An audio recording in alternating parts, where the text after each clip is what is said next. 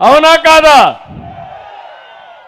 నోరు తెరిస్తే బూతులు తప్ప అది నోరా లేకపోతే డ్రైనేజో నాకైతే అర్థం కావడంలా. అది నోరు కాదు, మురికి కాలువ. ఎంత పెనాయిలేసి వాష్ చేసినా మురికి కాలువే.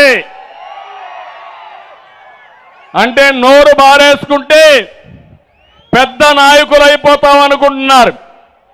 నా దగ్గర ఓనుమానాలు నేర్చుకుని నాకే పాఠాలు చెప్పే పరిస్థితికి వస్తున్నారు. చూపిస్తా.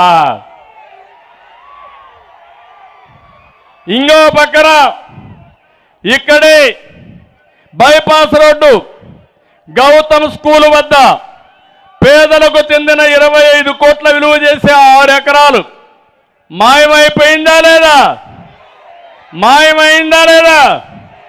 దీనిపైన చర్యలు అవసరమా లేదా?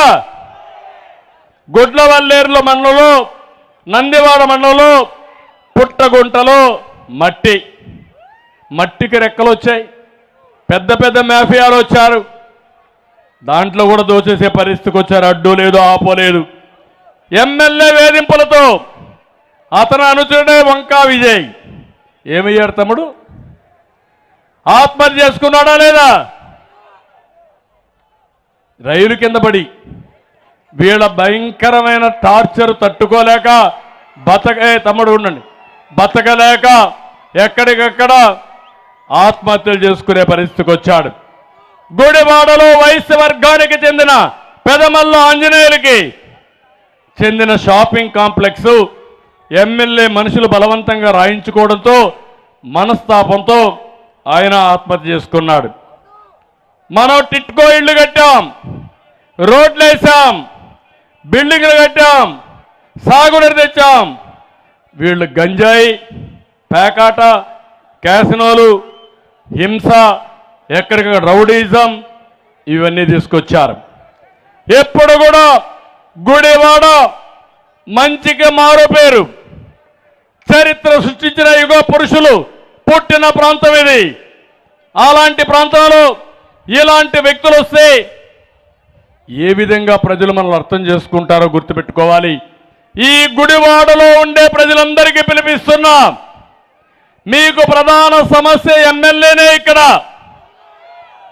అలాంటి ఎమ్మెల్యేని చిత్తుగా ఓడించి రాబోయే రోజుల్లో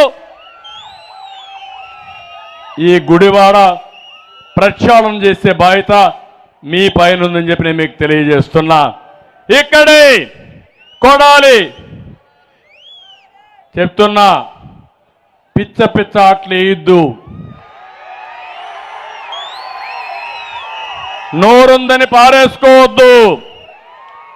నీకు నోరుందని పారేసుకుంటే భవిష్యత్తులో జరిగే పరిణామాలు కూడా చాలా తీవ్రంగా ఉంటాయని హెచ్చరిస్తున్నా.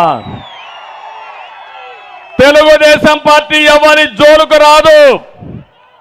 ప్రజాస్వామ్యాన్ని కాపాడాలన్నా,